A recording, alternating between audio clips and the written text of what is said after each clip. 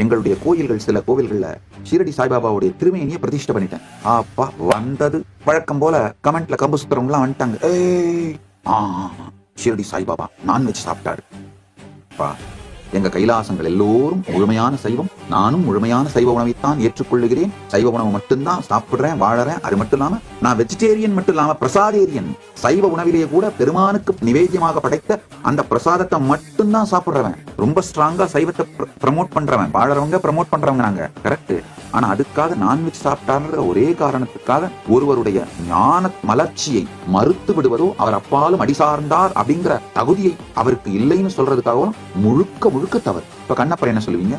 எல்லா மரபுகளும் இந்த தொகையடியார்கள் அவங்கள விருத்தி பண்றதுக்கு உங்களுடைய டைம், ப்ரெஷர், டேலண்ட ஸ்பெண்ட் பண்ணுங்க. அப்ப மட்டும்தான் இந்த ஈகோ சிஸ்டத்தை, சனாதன ஹிந்து சிவிலைசேஷனை உயிரோட வைக்க முடியும், மறுமலர்ச்சி அடைய செய்ய முடியும்.